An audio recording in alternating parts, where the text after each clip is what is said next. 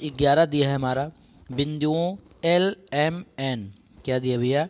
बिंदुओं L M N के 3 रेखाखंड ओ ए ओ बी व ओ सी ऐसे लिए गए हैं कि एल एम पैरेलल क्या है भैया? ए बी तथा एन एम या M N parallel B C, लेकिन ना तो एल एम एन और ना ही ए बी सी ये सब क्या है? समरेख नहीं है, मतलब एक रेखा पर नहीं है, एक रेखा पर नहीं है। तो सिद्ध कीजिए कि L N parallel A C, L N parallel आपको सिद्ध करना है कि ए सी की ये दोनों आपस में क्या हैं? पैरेलल हैं या समांतर हैं, यही आपको सिद्ध करना है। तो सबसे पहले हम हाल में देखेंगे बिंदुओं एल एम एन के 3 रेखाखंड ओ ए ओ बी व ओ सी ऐसे लिए गए हैं कि L M parallel A B व M N parallel B C है व एम एन पैरेलल क्या हैं? बी सी हैं।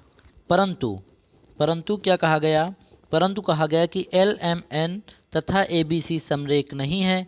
जब तीनों समरेख नहीं है, एल एम एन जो है वह ए बी सी के समरेख नहीं, मतलब एल ये हो गया, एम ये हो गया, एन ये हो गया, ये तीनों ए बी सी इनके समरेख नहीं। समरेख का मतलब एक ही रेखा पर नहीं है, ये निश्चित है भैया। ये रेखा ये है और ये रेखा ये एक रेखा पर कहाँ है? ये इस पर है, ये इस पर है, कहाँ एक रेखा पर है? तो इसलिए ये सब एक रेखा पर नहीं है। अब क्या करेंगे? हम त्रिभुज लेंगे O M L. O M L का मतलब ये हुआ भैया, ओ एम एल का मतलब ये हुआ कि ये वाला एम और ये वाला एल के साथ ये त्रिभुज आपने ले लिया ओ एम एल, तथा इसमें क्या हो जाएगा? L M parallel A B हो जाएगा। एल एम का मतलब ये वाली रेखा, पैरेलल ए बी का मतलब इस वाली रेखा के समांतर हो जाएगी। क्या हो जाएगी भाई? ये वाली रेखा इस वाली रेखा के समांतर हो जाएगी। जब ये भैया समांतर हो जाएगी तब थेल्स के प्रमेय से क्या हो जाएगा कि जब भी भैया इस प्रकार से कोई त्रिभुज बना हो, अगर किसी एक भुजा के समांतर कोई दूसरी भुजा होती है तो वह अन्य जो दो भुजाओं को जहाँ पर काटती है वो आपस में उन दो भुजाओं के अनुपात को आपस में बराबर कर देती है। मतलब ये वाला पार्ट बटे ये वाला पार्ट बराबर ये वाला पार्ट बटे ये वाला। तो इस त्रिभुज में भैया यही थेल्स की प्रमेय हम क्या करेंगे? लगा देंगे। तो थेल्स की प्रमेय से O A upon A L, O A upon A L is equal to O B upon M B समीकरण, इसको हम क्या मान लेंगे? एक। तथा इसी प्रकार से ओ एम एन त्रिभुज में लेंगे, M N parallel B C है। एम एन का मतलब क्या हुआ भैया? ये वाला पार्ट, और बी सी का मतलब ये वाला पार्ट। अब इस वाले त्रिभुज में भैया फिर लगा देंगे थेल्स की प्रमेय। जब थेल्स की प्रमेय लगाएंगे तो O B upon M B is equal to O C upon C N, इसे समीकरण क्या मान लेंगे भैया? दो। अब समीकरण 1 व 2 से क्या कर लेंगे भैया? यहाँ ओ बी ओ एम, इसका एल एच एस, इसका आर एच एस एक सेम है। जब ये दोनों बराबर है तो ये दोनों भी हम बराबर कर सकते हैं। मतलब O A upon A L is equal to O C upon C N हो जाएगा भैया। ये बात समझ में आई? इसका मतलब ये हुआ कि भैया त्रिभुज ओ एन एल में सी तथा ए क्रमशः ओ एन व ओ एल को समान अनुपात में बांटते हैं। अतः तब थेल्स की आधारभूत समानुपातिकता प्रमेय के विलोम से L N parallel A C हो जाएगा। क्या हो जाएगा? L N parallel B C A C. यही भैया आपको सिद्ध करना था। ध्यान ये रखना, जब भी कोई चीज़ पैरेलल होता है तो उनके भैया अनुपात आपस में बराबर होते हैं, और जब भी कहीं पर दे रखा हो अनुपात बराबर हैं तो थेल्स के प्रमेय के मतलब उल्टा देखेंगे, मतलब उसका विलोम देखेंगे तो ये चीज़ समान मतलब पैरेलल हो जाएगा। तो इस प्रकार से भैया ये सिद्ध हो गया कि एल एन पैरेलल क्या है? ऐसी। यही हमें सिद्ध करना था। क्वेश्चन नंबर 11 आपका ख़त्म हुआ।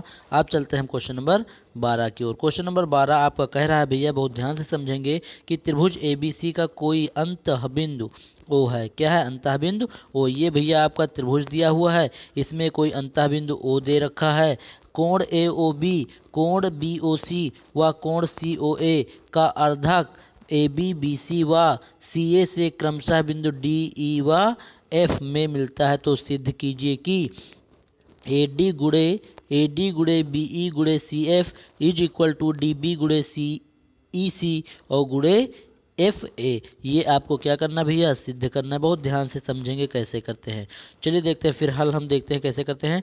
त्रिभुज ले लेंगे ए ओ डी में, ओ डी कोण ए ओ बी का लंब अर्धक है, तो भैया क्या हो जाएगा? O A upon O B is equal to A O upon D B होगा। ये समीकरण 1 हम मान लेंगे।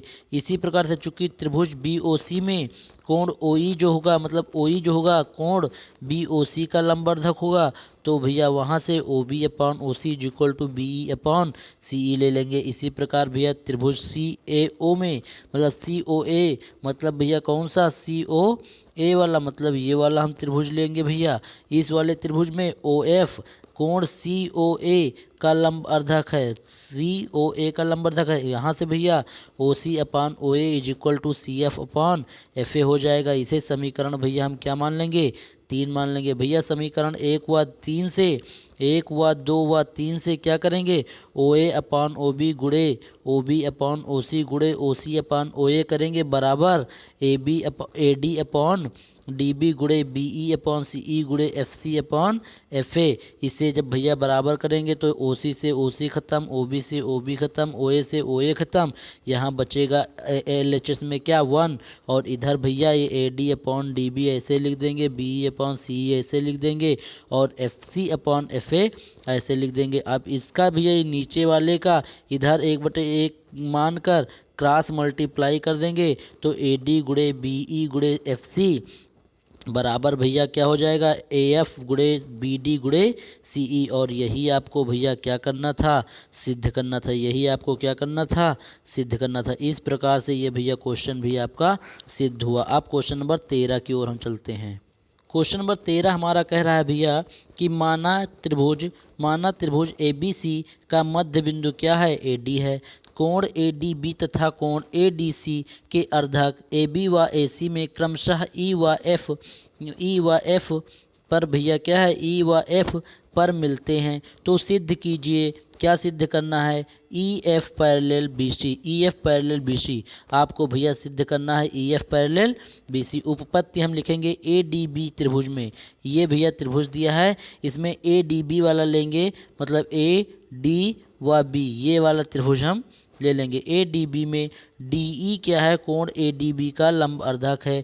DE क्या है भैया DE का मतलब ये हुआ ये वाली लाइन, ये भैया लंबवर्धक किसका है कोण ADB का मतलब इस वाले कोण का लंबवर्धक है। तो भैया यहाँ से क्या हो जाएगा AD upon DB is equal to AE upon EB। इसे समीकरण हम क्या मान लेंगे भैया 1। इसे जब समीकरण 1 मानेंगे तो अब दोबारा हम क्या लेंगे त्रिभुज ADC ले लेंगे। इस त्रिभुज में DF जो है ADC का लंबवर्धक है, तो यहाँ से AD upon DC is equal to AF upon FC बनेगा। इसे समीकरण क्या मान लेंगे 2। अब समीकरण 1 व 2 से क्या करेंगे AE upon EB is equal to AF upon FC लिख लेंगे। चूँकि इन दोनों में ये पार्ट आपस में सेम है इसलिए ये पार्ट भी आपस में क्या हो जाएंगे सेम। तो इस प्रकार से भैया ये हो जाएगा। अब इस प्रकार से जो एक त्रिभुज ABC है इसमें रेखाखंड EF जो बना है वो भुजा AB व AC के को समान अनुपात में बांटता है। जब भैया समान अनुपात में बांटता है तो आपकी थेल्स प्रमेय जो कहती है वो थेल्स प्रमेय क्या कहती है अगर कोई दो अनुपात आपस में बराबर होते हैं भुजाओं के तो उनके भुजाएं जो क्या होती हैं वो समांतर होती हैं जिसे हम पैरेलल बोलते हैं। तो भैया जब ये समान अनुपात में बांट रहा है इसका मतलब EF पैरेलल क्या हो जाएगा BC, और यही हमको क्या करना था भैया सिद्ध करना था। इस प्रकार से क्वेश्चन नंबर 13 भी हमारा खत्म हुआ। अब हम अगली एक्सरसाइज 7.2 अगले वीडियो लेक्चर में लेकर आएंगे। यहाँ पर एक्सरसाइज जो आपकी 7.1 थी यहीं पर आपकी समाप्त होती है।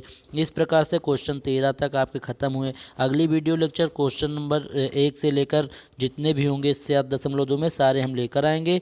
ये वीडियो यहीं पर विराम करते हैं। अगर वीडियो पसंद आ रहे हैं लाइक और शेयर जरूर करो, चैनल को सब्सक्राइब करो। Thanks for watching.